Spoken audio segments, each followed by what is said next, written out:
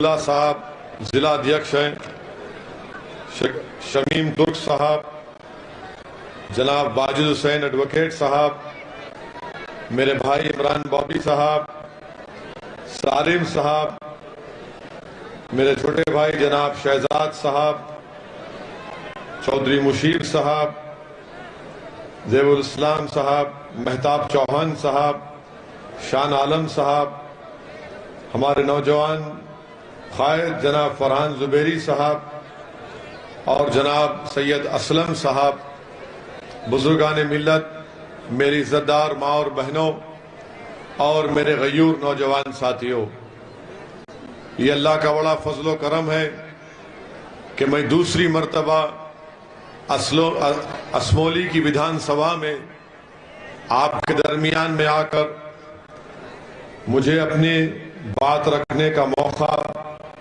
अल्लाह सुब्हानहू तआला ने इनायत फरमाया है। और ख़ास तौर से ये मेरे लिए बड़ी बाइज़ इज़्ज़त की बात है कि रुकनुद्दीन सराय में मुझे यहाँ पर आने का मौका मिला और आपसे अपनी बात रखने का मुझे मौका मिला। मेरे अजीज दोस्तों और बुजुर्गों, हमारे उम्मीदवार, हमारे प्रत्याशी शकील साहब इसी गांव से हैं, इसी इलाके से हैं, वो यहीं के बेटे हैं। और जब यहाँ के आपकी सरजमीन से एक जियाला उठता है मजलूमों को इंसाफ दिलाने के लिए, हिस्सेदारी की लड़ाई को कामयाब करने के लिए, जब कोई यहाँ से उठता है कि ताकि असमोली विधानसभा को जिन चीजों से विकास से महरूम करके रख दिया गया, सही मानों में असमोली में विकास हो, मेरी आप तमाम से गुजारिश है कि आप 14 तारीख के दिन अपना एक वोट हमारे मंजलिस के उम्मीदवार मोहतरम जनाब शकील अहमद साहब को पतंग के निशान पर बटन दबाकर इनको कामयाब और कामरान करें। अजीज दोस्तों और बुजुर्गों, आपकी विधानसभा में बहुत से मसाइल हैं। यहां पर पब्लिक हेल्थ सेंटर नहीं है, मदरसों में, सरकारी स्कूल्स में मुदर्रिसों को तनख्वाह नहीं मिल रही है। असमोली की शक्कर मिल जो दलितों की जमीन है उस पर कब्जा हो चुका है। माशाल्लाह एफआईआर तो हुआ है मगर उसके बाद कुछ नहीं हुआ है। सरकारी अस्पताल में ऑक्सीजन प्लांट कायम हुआ मगर ये सिर्फ जुमला है, इसमें कोई स्टाफ नहीं है। बस अड्डा है मगर कायम नहीं है, कोई डिपो नहीं है। असमोली विधानसभा में एक भी नगर पंचायत नहीं है। इसकी जिम्मेदार कौन है आप जानते हैं। आज शिक्षा से महरूम असमोली की जनता को किया जा रहा है और वहीं पर आप जानते हैं कि जहां पर डिग्री कॉलेज संभल में है मगर स्टाफ नहीं है, यहां पर आप देखते हैं कि आप ही के इस इलाके में कोई विकास का काम नहीं किया गया। तो सवाल ये पैदा होता है, क्यों आप यहां पर सपा के प्रत्याशी को या मौजूदा विधायक को वोट दें? आप क्यों यहां पर बसपा या बीजेपी के प्रत्याशी को वोट दें? मैं आपसे गुजारिश करने आया हूं कि आप अपने वोट का सही इस्तेमाल करिए। मजलिस इत्तेहादुल मुस्लिमीन इस विधानसभा के चुनाव में भागीदारी परिवर्तन मोर्चा का हिस्सा है, जिसमें हमने ये तय किया, जिसमें बाबू सिंह कुशवाहा साहब की जन अधिकार पार्टी और दीगर 2 सियासी पार्टियां हैं, अति पिछड़ा समाज की, बिंद समाज की, कश्यप समाज की। तो हमारी कोशिश और हमने ये फैसला लिया कि अगर उत्तर प्रदेश की जनता अपने दुआओं से, अपने वोटों से, अपने आशीर्वाद से इस भागीदारी परिवर्तन मोर्चा को सत्ता देती है तो इसके पहले मुख्यमंत्री इंशाअल्लाह ताला बाबू सिंह कुशवाहा साहब होंगे। मैं आपसे बताने आया हूं कि 3-5 साल में एक डिप्टी चीफ मिनिस्टर मुस्लिम अल्पसंख्यक समाज का होगा और 2 अति पिछड़ा समाज के होंगे। क्योंकि जब हम सामाजिक न्याय की बात करते हैं तो सामाजिक न्याय सिर्फ जबान से बोलने से अच्छा नहीं लगता, बल्कि उसको अमली जामेनामा पहनाने से सही मानों में आपकी नीयत का और आपके फैसलों का इम्तिहान होता है। आप यहां से इंशाअल्लाह ताला मंजलिस को उम्मीदवार शकील अहमद साहब को कामयाब करिए। हो सकता है कि वो इंशाअल्लाह ताला उत्तर प्रदेश के डिप्टी चीफ मिनिस्टर बनकर आपकी नुमाइंदगी करेंगे और आपके लिए लड़ेंगे। मेरे अजीज दोस्तों और बुजुर्गों, ये लड़ाई हिस्सेदारी की लड़ाई है।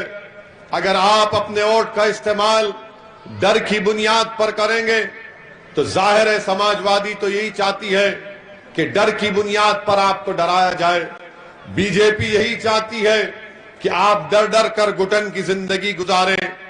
मेरे अजीज दोस्तों और बुजुर्गों, आप देख रहे हैं कि पिछले 5 साल में उत्तर प्रदेश में बीजेपी की सरकार रही, वो हर महाज पर बीजेपी की सरकार नाकाम साबित हुई है। क्या नौजवानों को रोजगार मिला? क्या नौजवानों को नौकरी मिली? तो आपको जानकर हैरत होगी, बल्कि आप जानते हैं कि किसी नौजवान को रोजगार का इंतजाम नहीं किया। बीजेपी सिर्फ उन मसाइल को उठाती है जिससे 2 समुदायों में गर्मी पैदा हो जाती है, या फिर यहां पर ध्रुवीकरण की राजनीति बीजेपी करती है। 5 साल में प्रधानमंत्री ग्रामीण आवास योजना में घर तो बहुत मंजूर हुए, मगर 10 अल्पसंख्यक समाज के मुसलमानों को घर नहीं दिए गए। मेरे अजीज दोस्तों और बुजुर्गों, बीजेपी बड़ी बड़ी बातें करती है, मगर आज उत्तर प्रदेश हर मैदान में पीछे हो चुका है। देश के प्रधानमंत्री पार्लियामेंट में खड़े होकर कहते हैं, क्या कहा उन्होंने देश की पार्लियामेंट में कि कोविड के दौरान में गलती से लोगों को उत्तर प्रदेश भेज दिया गया। मैं देश के प्रधानमंत्री को बताना चाहूंगा और उनके हाफिजे को ताजा करना चाहूंगा। हाफिजे का मतलब उनकी मेमोरी को ताजा करना चाहूंगा कि क्या जब कोविड शुरू हुआ तो क्या तबलीगी जमात पर जुल्म नहीं शुरू हुआ? क्या आपने इल्जाम नहीं लगा दिया अल्पसंख्यक समाज मुसलमान पर? आप ही की पार्टी के लोग कह रहे थे कि कोविड फैलाने में ये लोग जिम्मेदार हैं। बताओ प्रधानमंत्री, वो किसने किया? फिर कौन जिम्मेदार है उसका? और दूसरी बात बीजेपी नहीं बताती आपको, क्या जनवरी 2021 में बीजेपी पार्टी ने एक रेजोल्यूशन पास करके प्रधानमंत्री को मुबारकबाद दी कि प्रधानमंत्री को मुबारकबाद इसलिए दी बीजेपी ने कि हम कोविड से जंग जीत गए और ऑस्ट्रेलिया में भारत ने ऑस्ट्रेलिया की क्रिकेट टीम को हरा दिया। इतनी जल्दी आपने जनवरी 2021 को 1 साल पहले आप जाकर रिकॉर्ड निकाल कर देख लीजिए, बीजेपी की नेशनल एग्जीक्यूटिव कमेटी में यह बात कही गई। उसके बाद जब दूसरी वेव शुरू हुई तो क्या गंगा के पानी पर जो लाशें तीर रही थी प्रधानमंत्री, वो झूठ है? क्या उत्तर प्रदेश में लोग जब ऑक्सीजन के लिए तड़प तड़प कर मर रहे थे, वो झूठ है? क्या लोग को, आवाम को कोविड से दवाएं नहीं मिल रही थी, अस्पताल में बेड नहीं मिल रहा था, वो झूठ है? बताओ प्रधानमंत्री, बताओ बीजेपी, क्या ये बात सच नहीं है कि आपने 2021 जनवरी में आपने कोवैक्सीन और कोविशील्ड का ऑर्डर प्लेस किया, उसमें देरी हुई। अगर आप अक्टूबर नवंबर 2020 में कोविशील्ड और कोवैक्सीन की दवाओं का ऑर्डर प्लेस कर देते तो भारत में इतने लोग नहीं मरते। आपको सिर्फ तारीफ पसंद है, आपको सिर्फ अपनी तारीफ पसंद कि आपने ऐसा किया था। अरे आपकी हुकूमत की गलती की वजह से भारत में कोविड की सेकेंड वेव आई, बीजेपी जिम्मेदार है। अगर 2021 में कोविड की सेकेंड वेव आई तो बीजेपी की गलतियों की वजह से, बीजेपी की नादानियों की वजह से, जिसमें लोगों ने, जनता ने अपनी माओं को खोया, अपने पिता को खोया, अपनी पत्नी को खोया, अपने भाइयों को खोया, अपने दोस्तों को खोया। बताओ प्रधानमंत्री, आपने दवाओं का ऑर्डर क्यों नहीं पहले प्लेस किया? इसकी बात प्रधानमंत्री नहीं करेंगे। प्रधानमंत्री जब उन पर आ जाती है बात तो फौरन बोलते मैं जिम्मेदार नहीं हूं, कोई और जिम्मेदार है। क्या आप सरकार क्या कर रही थी आपकी? दूसरी बात की अजीज दोस्तों और बुजुर्गों, आज बीजेपी के मुख्यमंत्री कहते हैं कि मैं उत्तर प्रदेश में मई जून में सर्दी पैदा कर दूंगा। मौसम वैज्ञानिक है बाबा आप। मई जून में कोई सर्दी पैदा कर देता है। अब बोलते हैं कि अब मैं सर्दी के मौसम में गर्मी पैदा कर दूंगा। अरे बाबा, आपकी सरकार तो दवा नहीं दे सकी, आपकी सरकार तो मरने वालों को अंतिम संस्कार करने के लिए लकड़ी नहीं दे सकी। आप कौन सी गर्मी और सर्दी की बात कर रहे हैं? आपने उत्तर प्रदेश के युवाओं को रोजगार नहीं दिया, नौकरी नहीं दी, मगर बाबा गर्मी और सर्दी की बात कर रहे हैं। मगर बाबा एक बात सुन लो, एक बात ज़हन नशीन कर लो, ओवैसी जो उत्तर प्रदेश में गर्मी पैदा कर चुका है वो ना तुम्हारी सर्दी कम करेगी ना तुम्हारी गर्मी कम करेगी। अब गर्मी बरकरार रहेगी सुबह क़यामत तक इंशाअल्लाह ताला। बाबा ने कहा था मैंने पूरा क्राइम खत्म कर दिया, जराइम खत्म कर दिया, कोई नहीं होता है, सब डरते हैं, सब क्रिमिनल माफिया भाग गए। बाबा हम पर गोली चलाने वाले कौन थे? आपको नहीं मालूम बाबा कौन थे? आपने कहा कि अमित शाह ने कहा, प्रधानमंत्री ने कहा कि अब माफिया जेल में जाता है। हम पूछना चाहते हैं ये कौन थे? ये किसकी नाजायज औलाद ने हम पर गोली चलाई? ये वन मम्मी टू डैडी की औलाद है, ये गोडसे की औलाद है, ये वही मानसिकता के लोग हैं जिन्होंने गांधी की हत्या की थी। ये वही लोग हैं जो अंबेडकर के संविधान की धज्जियां उड़ाना चाहते हैं। इनको रूल ऑफ लॉ पर भरोसा नहीं है, इनको रूल ऑफ गन पर भरोसा है, इनको बैलेट पर भरोसा नहीं है, इनको गोली पर भरोसा है। वो ये चाहते हैं कि इनकी आवाज को दबा दिया जाए। मैं पूछना चाहता हूं बाबा, ये गोली चलाने वाले कौन थे? और बाबा ने कहा कि ओवैसी को अपनी भाषण को देख कर देना चाहिए। बाबा मेरी जबान चलेगी तो तुम्हारे बोलने से नहीं चलेगी, मेरी जबान चलेगी तो इन नौजवानों के जज्बात की तर्जुमानी करेगी। मेरी जबान चलेगी तो असमौली और उत्तर प्रदेश के नौजवानों की तड़प पर चलेगी। मेरे मुंह में मेरी जबान है, तुम्हारी जबान नहीं आएगी इंशाअल्लाह ताला। मेरी जबान गुलामी की बात नहीं करेगी, मेरी जबान हक की आवाज को बुलंद करेगी। मेरी जबान चापलूसी की बात नहीं करेगी, मेरी जबान हक की बात करेगी। मेरी जबान गुलामी की बात नहीं करेगी, मेरी जबान हिस्सेदारी की बात करेगी। मेरी जबान से डर की बात नहीं निकलेगी, मेरी जबान से उम्मीद की बात निकलेगी। मेरी जबान है जो उनकी जबान की मैं तर्जुमानी करता हूं। मैं कोई संघ की जबान या समाजवादी की जबान में नहीं बात कर सकता, मैं नहीं करूंगा। अगर ये मेरा जुर्म है तो इस पर गोली चलाएंगे तो चलाने वाले चलाओ। कितनी गोली चलाओगे तुम? तुम्हारी गोलियां खत्म हो जाएंगी मगर मेरी जबान खत्म नहीं होगी, क्योंकि अब ओवैसी अकेला नहीं है उत्तर प्रदेश में। मैं अपनी जबान नहीं बल्कि मैंने ऐसे लाखों लोगों को बता दिया है कि अपनी जबान को इस्तेमाल करो। वक्त के फिरौन के सामने खड़े हो जाओ, वक्त के नमरूद के सामने खड़े हो जाओ, वक्त के अबू जहल के सामने खड़े हो जाओ, वक्त के अबू लहब के सामने खड़े हो जाओ और वक्त के यजीदों के सामने अपनी गर्दन कटा देना, मगर कभी झुकने नहीं देना अपने आप को। ये हम जब बात करते हैं तो ये लोग, अरे जोर से लगाओ, जोर से लगाओ, जोर से लगाओ, गली गली लगाओ, नगर नगर लगाओ, पूरी असमौली में लगाओ। ये बात हुई। अब भैया को और बाबा को नींद नहीं आएगी।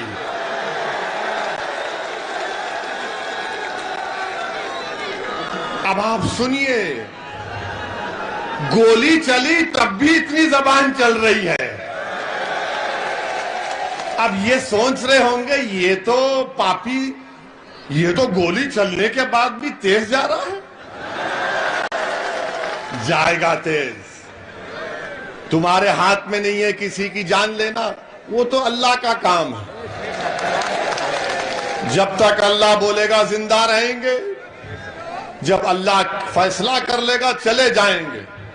सुनो असमौली की जनता, सुनो रुकनुद्दीन सराय के गयूर अवाम, मेरी माँ और बहनें, मैं अपनी माँ और बहनों से हाथ जोड़कर अपील कर रहा हूं कि असदुद्दीन ओवैसी मौत से नहीं डरता, क्योंकि मेरी माँ ने मुझे ये सिखाया है, मेरे मरहूम वालिद ने मुझे ये सिखाया है कि मौत से मत डरो, मौत के बाद जब हिसाब किताब होगा उसकी फिक्र करो।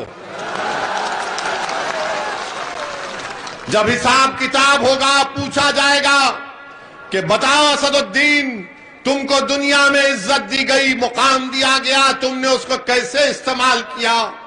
मैं गुनाहगार हूं, मैं कितना गुनाहगार हूं मेरा रब जानता है, मगर एक बात तुम्हारे सामने जिम्मेदारी से कह रहा हूं कि मैं बेईमान नहीं हूं, ना कभी रहूंगा इंशाअल्लाह ताला। मैंने कभी भी अपनी मफाद के लिए आवाम का सौदा नहीं किया। मैं अगर राजनीति में हूं तो तिजारत करने के लिए नहीं हूं। मैं अगर राजनीति में हूं तो दौलत कमाने के लिए नहीं हूं। मैं अगर राजनीति में हूं तो गरीब और मजलूम आवाम को उनका मुकाम दिलाने के लिए, उनका हिस्सा दिलाने के लिए हूं। यही हमको सिखाया गया था। और हमको मौत से ज्यादा ये सोचना है कि हम दुनिया में क्या करें, कैसा लेकर करें, क्या किए कि उनके सबका हिसाब किताब होगा। कोई नहीं बचने वाला है, सब जाएंगे। सब बड़े बड़े मुख्यमंत्री पहले जा चुके, सब जाएंगे, हम भी जाएंगे, मगर इंशाअल्लाह ताला जब जाएंगे तो हशर के मैदान में मैं अपनी मां को शर्मिंदा नहीं करूंगा इंशाअल्लाह ताला। मैं अपने बाप को शर्मिंदा नहीं करूंगा इंशाअल्लाह ताला। वो हशर का मैदान होगा तो हसनैन करीमैन रहेंगे, हौज़े कौसर भी होगा इंशाअल्लाह ताला। मेरे अजीज दोस्तों और बुजुर्गों, हम कमली वाले की उम्मत हैं, हम कमली वाले की उम्मत हैं और हमको डरने और घबराने की जरूरत नहीं है। अल्लाह हमारे लिए काफी है। जिएंगे अल्लाह के हुक्म से आए। अम्मा के पेट में 9 महीने थे, अल्लाह ने पैदा किया, अल्लाह ने बड़ा किया, अल्लाह ने काबिल बनाया, अल्लाह ने 2 मरतबा विधायक बनाया, अल्लाह ने 4 मरतबा MP बनाया, अल्लाह ने हमको लंदन भिजाकर कानून और बैरिस्ट्री की डिग्री दिलाई, अल्लाह ने हमारी जान बचाई। अल्लाह ही हमको आगे लेकर बढ़ेगा। रहेगा नाम सिर्फ अल्लाह का, किसी का नहीं रहेगा। ये हमारा मामला है। मेरे अजीज दोस्तों और बुजुर्गों, इसीलिए हम आपसे अपील करने आए हैं, खास तौर से आपसे बोल रहे हैं कि आप मुत्तहदा अपने वोट का इस्तेमाल करिए। आप कब तक दरी बिछाएंगे समाजवादी के लिए? कब तक दरी बिछाएंगे आप? क्या मिला आपको? यहां के विधायक ने कौन सा काम किया? कुछ काम किया? कहीं नजर आए? कहीं तुम्हारी तकलीफ में दिखाई दिए? कहीं पर कुछ नहीं। मेरे अजीज दोस्तों और बुजुर्गों, इसीलिए एक नई तब्दीली आपको पैदा करना है। समाजवादी पार्टी बोलेगी ओवैसी भड़काऊ भाषण देता है। बीजेपी मुख्यमंत्री भी बोल दिए कि देखकर बोलना चाहिए। हम आपको ये बताने आए हैं कि आप डरिए मत, हिम्मत मत हारिए, हौसले को बुलंद रखिए। और अगर और हौसला हासिल करना है तो एक सोशल मीडिया पर एक वीडियो देखिए। कर्नाटका में एक बच्ची हिजाब पहनकर मोटरसाइकिल रखकर अपने कॉलेज को जाती है तो 25-30 नौजवान उसके करीब आकर नारे लगाते हैं, उसको डराते हैं। उस बच्ची ने जो बहादुरी का काम किया, उस बच्ची ने उन तमाम के तरफ देखकर कहा अल्लाह अकबर। उस बच्ची ने नारा लगाया तो सब ठहर गए, फिर से कहा अल्लाह अकबर। 3 मरतबा कहा उसने।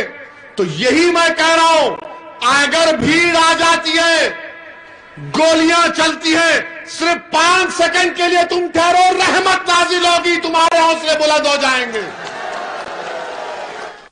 सिर्फ 5 सेकंड ठहरो। तुम अगर एक वक्त ठहर जाओगे, तुम अगर एक वक्त असमौली में एक अच्छा फैसला ले लोगे कि अब डर की बुनियाद पर वोट नहीं दिया जाएगा, उम्मीद की बुनियाद पर वोट दिया जाएगा। मेरे अजीज दोस्तों और बुजुर्गों, डरने और घबराने की जरूरत नहीं है। अच्छा, अभी आप देखेंगे, हम पहले से आपको वार्न करके जा रहे हैं, शाम में 6 बजे से टीवी पे शुरू हो जाएगा। मुस्लिम महिलाओं को बुर्का और हिजाब के नाम पर दबाया जाता है। अरे तुमको कब से मोहब्बत हो गई? मैं क्या पहनता हूं, मेरी बेटी क्या पहनती है, मेरी बीवी क्या पहनती है, उससे आपको क्या मतलब? आपको कुछ नहीं पहनना, मत पहनो, मेरे को क्या करना है? क्योंकि सुप्रीम कोर्ट का जजमेंट है। बोलेंगे इसने भड़काऊ बात की, जाहिल लोग हैं। पुट्टू स्वामी का जजमेंट है। पुट्टू स्वामी जजमेंट में सुप्रीम कोर्ट ने कहा कि कौन क्या खाता है, कौन क्या। अब तो सुप्रीम कोर्ट ने 377 को भी बर्खास्त कर दिया। सुप्रीम कोर्ट ने कह दिया कि right to choice is a fundamental right, यानी आपकी पसंद क्या है वो आपका बुनियादी हक है। अगर हमारी बच्चियां बुर्का निकाब पहनती हैं तो आपके पेट में क्यों दर्द हो रहा है? अगर असदुद्दीन ओवैसी भारत की पार्लियामेंट में दाढ़ी और टोपी पहनकर जा सकता है तो क्या मेरी बेटी हिजाब और निकाब पहनकर स्कूल क्यों नहीं जा सकती? क्यों नहीं जा सकती? और आप कहते कि मुसलमान पीछे हो रहे हैं, पढ़ते नहीं है, पढ़ाते नहीं है। अरे अब तो पढ़ना चाह रहे ना। अच्छा, असमौली की बात करो, कितने स्कूल खोले मैडम? कितने स्कूल खोले? कितना कॉलेज खोले? अस्पताल, रोड बनवाई? फिर क्या करोगे? 14 तारीख को आसमान पर पतंग पिलाना है तुमको, खींचना है, ये काम करना है। ये आपका बेटा है, इसको उठा लो, इसको आसमान पर पहुंचा दो, वो तुमको उठा लेगा। मैडम जीत तो जाती है। अरे सुनो, तुम जिंदाबादी होगे, सुनो यार, सुनिए। मौजूदा विधायक जीत तो जाती हैं, मगर क्या उन्होंने उत्तर प्रदेश की विधानसभा में संभल बाजू है, 2 बच्चों की मौत हुई, ना संभल के नवाब साहब ने, ना यहां की विधायक ने उत्तर प्रदेश की विधानसभा में वो जो बच्चों का इंतकाल हुआ, गोली से मर गए, बिलाल पाशा, शहरोज उस्मानी का जिक्र भी नहीं किया,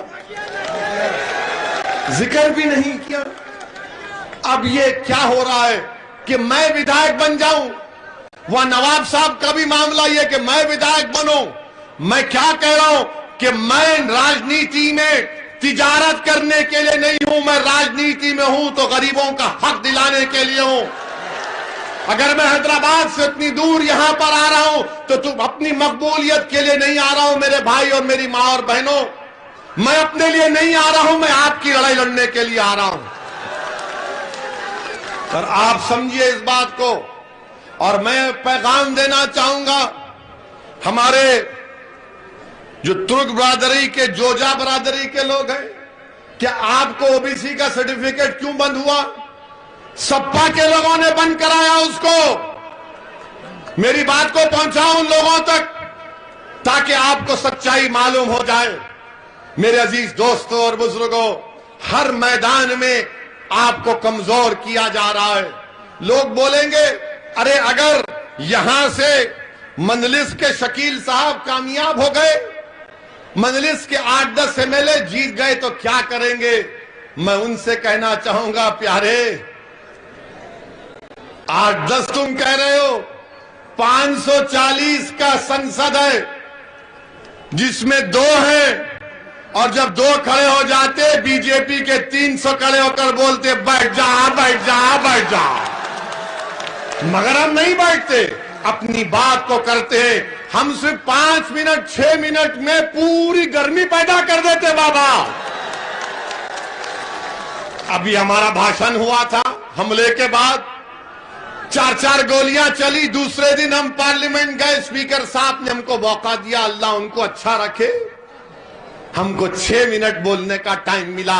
हमने पार्लियामेंट को सच्चाई बता दी। अब लोग हमसे पूछते हैं कि 24 घंटे तुझ पर नहीं हुए गोली चलाने के बाद और तू आकर ये बात कर सकता है, वो क्या है? हमने कहा 24 घंटे न छोड़ो, अगर 4 घंटे भी होते तो उससे ज्यादा हम बोलते, क्योंकि हमारी जिंदगी हम अपने रब को दे चुके हैं, हम दे चुके हैं। अब वो चाहे कहां डाले किधर डाले वो उसका काम। मेरे अजीज दोस्तों, मेरी इज्जतदार मां और बहनों, 14 तारीख के दिन एक तारीखी फैसला कर लो। आप अज़ां हो रही है, इसीलिए आपसे अपील कर बोले हम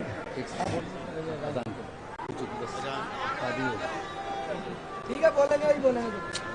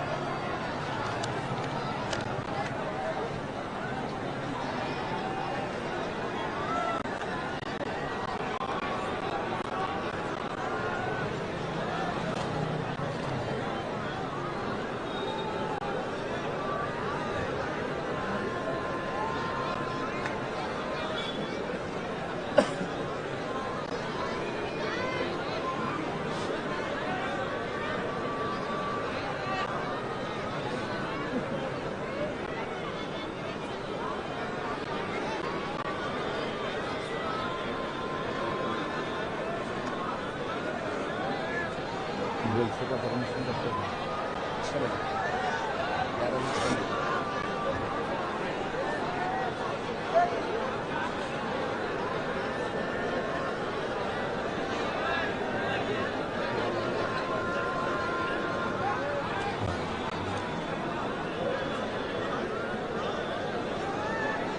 मेरे अजीज दोस्तों और बुजुर्गों,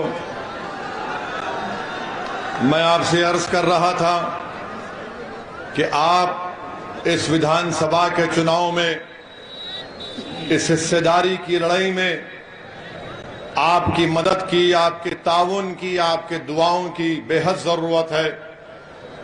और आपके साथ और आपकी मोहब्बत और आपका वोट मिलेगा तो इंशाअल्लाह ताला यकीनन असमौली में एक नई तारीख लिखी जाएगी और शकील अहमद को आप अपने वोटों से यहां से विधायक बनाकर उत्तर प्रदेश की विधानसभा में बिठाएंगे। आपसे अपील भी कर रहा हूं कि डरने और घबराने की जरूरत नहीं है। अपने हिम्मत और हौसले को बुलंद रखिए। मैं नौजवानों के गम को समझ सकता हूं। मैं नौजवानों के दिलों में और उनकी आंखों में जो फिक्र और परेशानी है, मैं उनसे कहना चाह रहा हूं नौजवानों से कि किसी शायर ने कहा था कि ना हो ना उम्मीद, ना हो ना उम्मीद, ना उम्मीदी ज़वाले इल्म और इरफा है, उम्मीद मर्द मोमिन है खुदा के राज़दानों में। तो अपनी उम्मीद को जिंदा रखिए।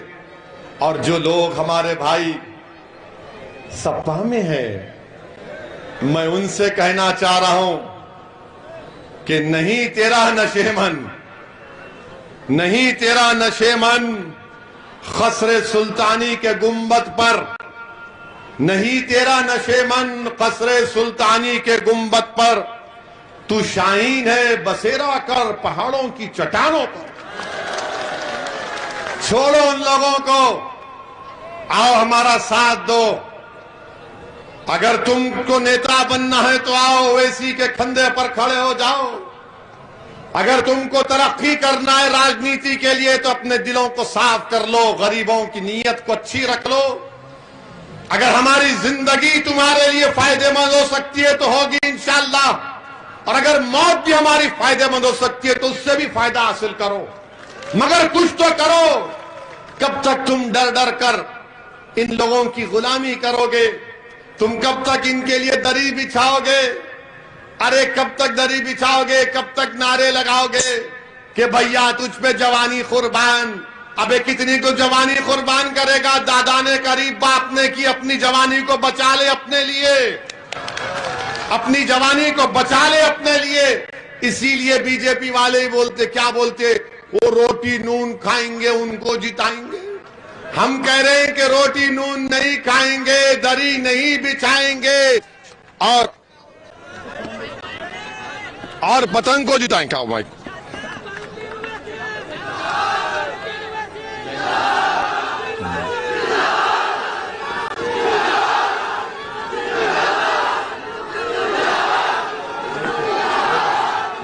आ रहा है।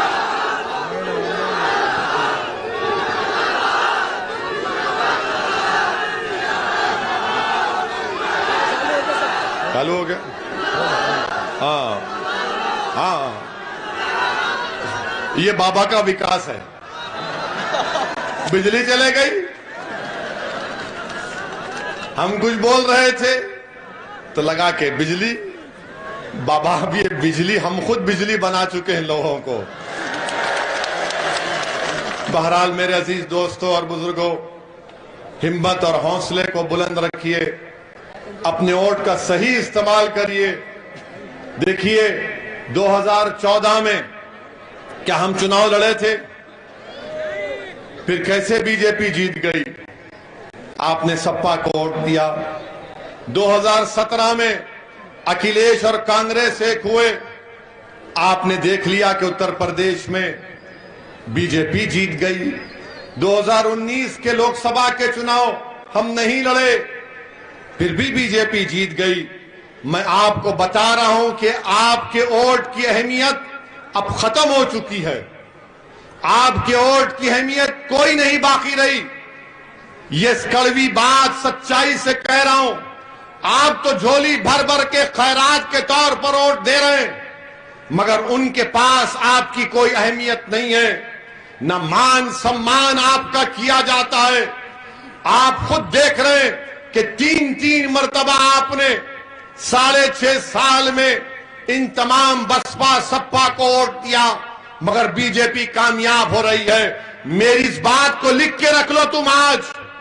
मैं रुकनुद्दीन सराय में खड़े होकर कह रहा हूं, अगर कोई ये समझ रहा है कि सपा और बसपा को वोट देने से बीजेपी की कामयाबी को रोक देंगे, नहीं रोक पाएंगे। अपने वोट को जाय होने से बचा लो, अपने वोट को जाय होने से बचा लो। अगर आज आप अपने वोट को मंजलिस के हक में इस्तेमाल करेंगे तो आपकी अहमियत बढ़ेगी, आपकी कीमत बढ़ेगी, आपका मान सम्मान बढ़ेगा, आपकी आवाज उत्तर प्रदेश के विधानसभा में जाएगी। आवाज तो गई असमौली से, मगर उस आवाज में दम नहीं था।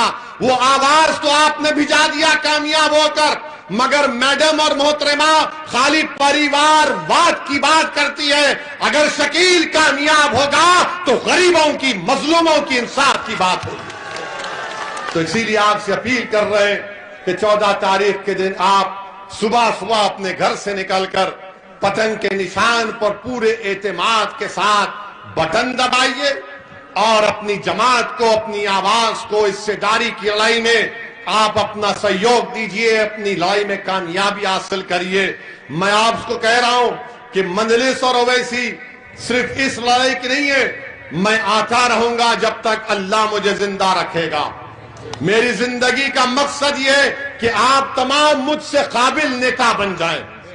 मेरी जिंदगी का एक ही मकसद है कि मेरी बहनें सियासत में आए।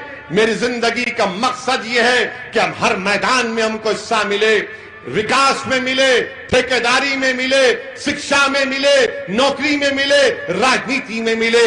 ये हमारी कोशिश है। आप इसमें अपना साथ दीजिए और हमारे लिए दुआ करिए कि अल्लाह सुब्हानहू व तआला हमको इन तमाम जालिमों